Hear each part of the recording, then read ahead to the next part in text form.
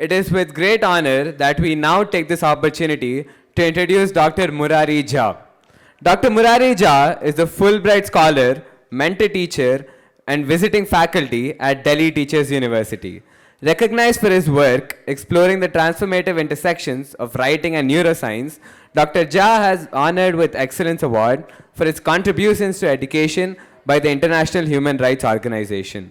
Please welcome Dr. Murari Jha with a huge round of applause.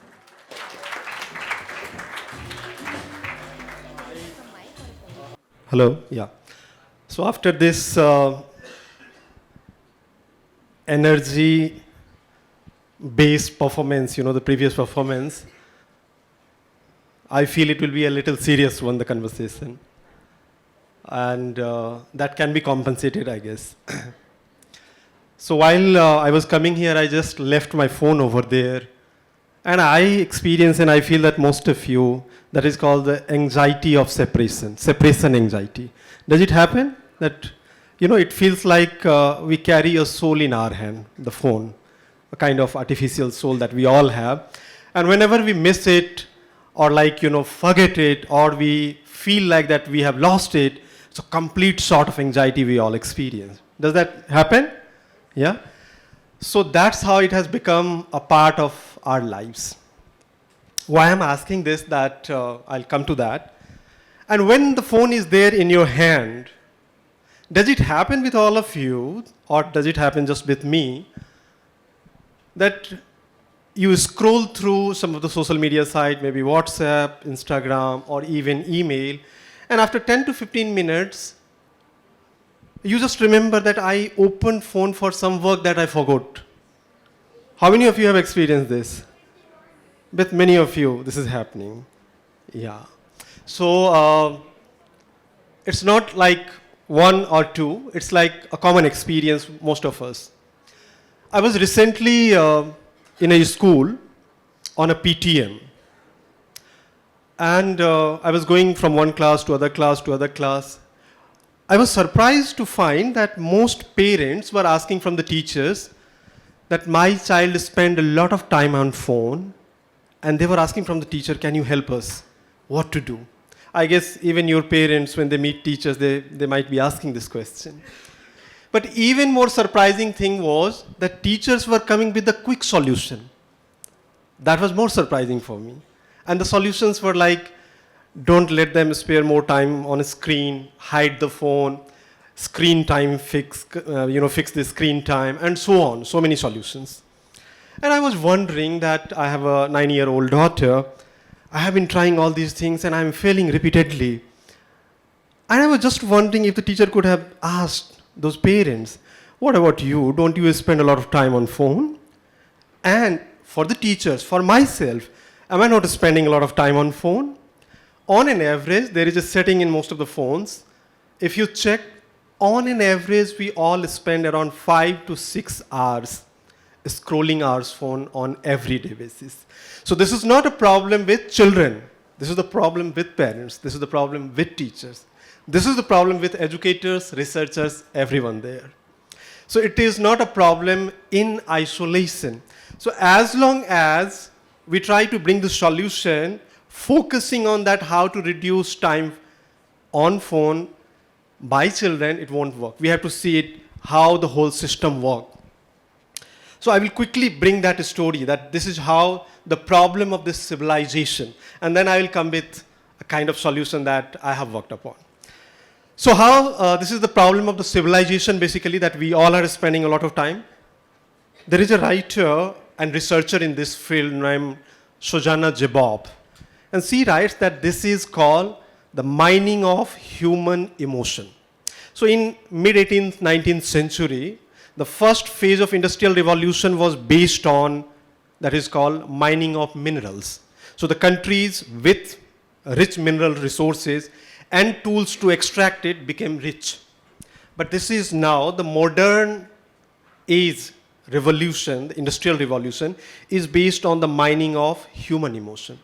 Now the next question is that, what is this human emotion? I mean, the minerals is fine. You extracted coal, oil, and other minerals. It becomes product. You can sell it. And you know that there are oil-rich companies and oil-rich countries. But what about human emotions? How does it work basically? So it has been explained beautifully, the people who are working, and I'm bringing that we all are the part of that larger design where the neuroscience work and how these human emotions are being mined. So one quick example. You might have seen while being on social media, maybe on WhatsApp and other, that when some of your friends type, it starts showing you typing. Does it happen? And then it becomes very difficult to leave your phone. You wait till the person send the message. So the entire effort is to take more and more time from you, so that you spend a lot of time on phone. And who is designing all these things? So companies are spending millions of dollars on neuroscientists, psychologists, program designer and engineers to design the products in such a way so that you can spend more time. Now the question is why, what happens basically, how this business of the mining of human emotion works. So this is related to, that is called the business of prediction. And who doesn't love a good prediction? We all love. We all go, before this age of science, and even still, around the people who could read the hands. They used to be very popular in the community so that they can predict a little. The students before the exam, they are quite curious to know that what will happen in the exam, and when they write, they are around their teachers to tell the marks, am I getting more or not? So a lot of curiosity is all around. So this prediction, everybody loves. Everybody loves a good prediction. So this business of the mining of human emotion is based on this business of prediction, How does it work basically? So the friend sitting next to you, and if you are like a good friend, you may be knowing like 10 points, 15 points about one another. A good friend may be 50. In digital term, it is called data point. So like friend sitting next to you, you may be knowing the name, the father's name, where the person lives, likes, dislikes. So if you put down all in numbers, it could be like 10, 20, 50. If 50 points are there, you are a very close friend, right? If you are in a family, you know around 100 points and so. But the research suggests that the social media company, if you spend 1 year, they know 5,000 points about you. And those who know you can control you, right? So imagine now. The social media company, and if you are there for more than 3 years, 4 years, 5 years, which most of us are, in that case, they know around 15 to 20,000 data points about us. So now, with big technology, which we call the disruptive technology, they have immense power to know about us, what we do, where we go, what we like, and all such things. So they have like complete mathematical modeling about each one of us. So they know a lot about us than what we know about ourselves. The next question is that still, the question is not answered, that how this converts into a business. How our distraction converts into their business. So then you all might have heard, perhaps, how does it work? So that is called Meta Business Shoot or Google Business Shoot. So anyone, suppose one of you will become an entrepreneur or might want to open a school, and you go and register on Google or on Meta, select that this is the diameter you want the kids to approach, and you design the product. And once you register with the Google starts sending those parents the advertisement whose children are in the school going age. It's called targeted advertisement, right? Only to those particular people. And that business is of scale, right? How somebody decides, this one example I gave you, like around 1976, 77, Apple was founded, but they came to India in 2023. When a company decides where to go, even in India, why not in Hyderabad or Bangalore, known as the kind of technical city, proven for its technological development. But in Mumbai and Delhi, how do they decide? Where do they go? They don't go to the pundits. They go to these Meta suits, Google suits, and so on, right? So the world we are the part of, and this is called, mining of human emotion. This is where the time we spend that converts into the data point and that predicts about us, and our predictions are sold to the business houses, to the politicians, and to everyone who wants to control us, who want to sell us, right? To everyone. So that's the big business. How big the business is. So in fact, a couple of months ago, the data was, I heard that 4 companies, again, Meta, Amazon, Apple, and there is one more that I'm forgetting. The 4 companies, Google, Meta, Amazon, and Apple. These 4 companies put their market capitalization at one point, and that is $7 trillion. But while I was coming to this, I checked this data from Gemini, the Google product, and they said, no, it's $10 trillion now, down the line in 3 months, right? You will understand this data better when you understand that India's GDP is still around $3.5 trillion. And imagine the 4 companies together putting their market capitalization, that is $10 trillion.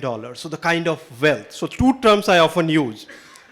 That is called disruptive technology and big capital. So these 2 are kind of controlling the world, which another researcher, I was reading a book called If and Then. The name of the book is the algorithmic power and politics, written by Tina Butcher. So she writes that we all live in the programmed society. So a lot of time you may think that this is my choice, this is what I want to do, this is what I want to eat, but in reality, the things are being programmed, right? And gradually, I will use the term, same Susanna Zuboff writes in the book, The Age of Surveillance Capitalism. The idea is not to automate things for us, but the idea is to automate us. So that's the given context, right, in which we work. So you spend a lot of time on phone. It's not kind of isolated things happening. It's the world how this has been programmed. But at the same time, when I talk on these things, I also do not mean to kind of create panic. There are other aspects to look at it. When I talk about this, many people think, oh, fine, I will try to restrict my phone. I won't let the companies create data point about me. But that is not possible.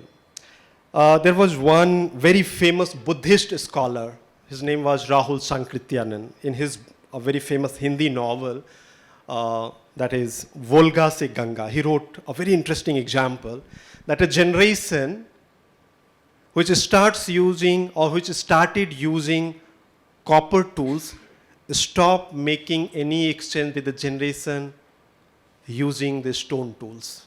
There is no exchange. That's how the technology develops. So if we think that one of the ways to get out of this, to not be in the online world, this is not the possibility. That it's not even an option, right? Then what's the option?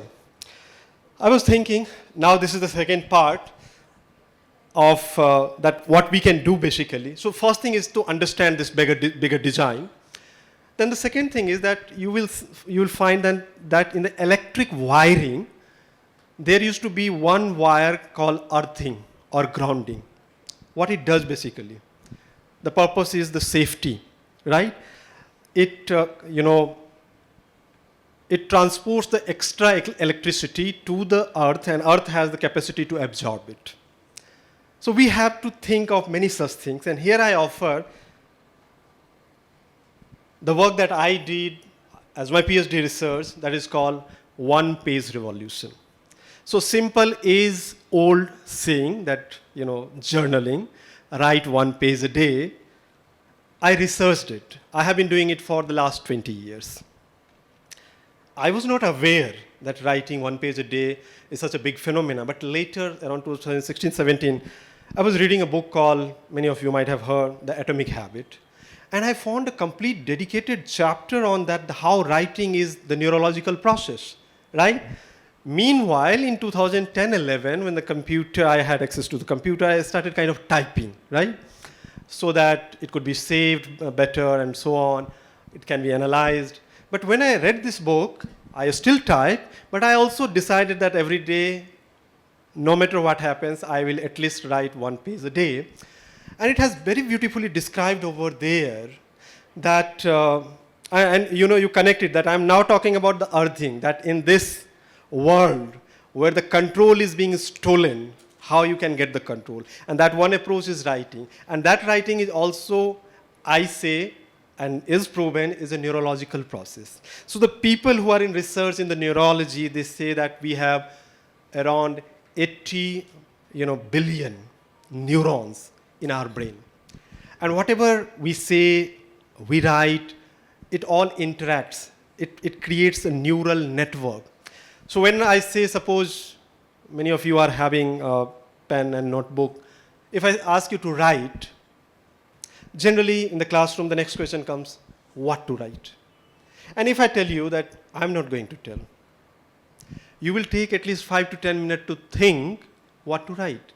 And your brain start working very actively. You think of some ideas, that's I'm going to write this. Then some filter comes, no. If my teacher read it, it won't be appropriate. Then you think to write another thing, right? Then you feel that you don't know much about it. Then you decide to write something else, third thing. So gradually, within your mind, you think of an idea, then cut it through a filter, then you think for another idea, then you cut it through a filter, and then finally, at fourth and fifth attempt, you decide to write. And when you write, in a real sense, in my research, I discovered that most of the writing that happens is not writing, that is copying. I'm not talking about that. If you are writing from the textbook or from the whiteboard or the blackboard, or you have memorized something and writing, that is not what I'm talking about. I'm not talking about copying. I'm talking about writing, which is always original, right? So how it happens, basically, you put the words together. The two words are connected. So the two words are connected, that makes a sentence. The next sentence is connected to the previous sentence. That makes the paragraph. And the next paragraph is connected to the previous paragraph, right? And all this happens through a huge neurological process that is happening in your mind at the time when you write. So through my research, I understood, and I claim now, that this writing is three things. I have been writing for 20 years. My PhD research is in children's write-ups, and how this is one of the crucial tool for making children construct knowledge, right? So now I claim that this is, apart from the rest of the thing that is happening with those writing 1 page a day, three things that I observed very closely. The one is that each writing is therapeutic. Now connected with, again, a lot of time that you are spending on phone, that is also a neurological process, because the neurologists are designing it. That is taking away your attention and focus. This is why you forget why you were on the phone, right? Now get back to this writing. What writing is about, that you are processing a lot of information that you had. You are gaining control over it. So what screening is diluting, writing is bringing it back, right? So I say it therapeutic. So a lot of people who are experience a lot of anxiety or even depression, if they start adopting, if they start writing 1 page a day, I feel that's a great solution. They will get control over their own neurological process. The second thing is that each writing is reflective, right? Writing is essentially reflective. You cannot write simply that I see this, I ate this, I went there, and this. Eventually, after a couple of days, you will start reflecting back. Someone said me this, what was my response or what was my feeling, right? I could have said this, I could have done this. All this, when you start questioning, that becomes reflective. So each writing, in original, writing, again, I'm differentiating, not copying. Writing is essentially a reflective process. And the third thing I say, that writing is transformative. So each writing is transformative. Why do I say this? So from my personal story, till 20 years of my age, I was a full-time farmer and a part-time student. The next 20 years, now I'm 40. I'm quite a good professional in education. I'm not saying this example because the educators are better than the farmers, but just it's a new profession for me, having a very kind of humble background in schooling, and still I'm doing good in education. So that is, and this is exactly the period 20 years since I have been writing. So maybe around 100 diaries that I have written, and it's there. What's the next thing that you can expect from this? That let's bring it down to some mathematical calculations. So suppose if you write one page, that's 200 words generally, 10 minutes it take. If you calculate it 365 into 200, how much? Approximately 70,000 plus word it would be in a year. That will be absolutely enough to publish a book, publish a couple of journal articles, magazine articles, and a lot of things. And as of now, most of the exams that you appear are based on writing. Once you develop this, I give you the guarantee no exams can fail you, basically. Because what your teacher generally claim that children hasn't written, how can I give them the marks? So if you start that practice, you will excel everywhere. So in that sense, I claim that this is transformative. So in the end, to gain control, there could be several other ways, but the writing is one, that we all can create this. This is one of the most active neurological process. There is a word that I feel you all should read more about it, that is called neuroplasticity, that our neurons in our brain make connections, and then it comes to the pages in the form of the meaning. So that's a neurological activity, basically. So that you gain extraordinary power to design your thoughts, express it, and gain control over your own feelings and actions.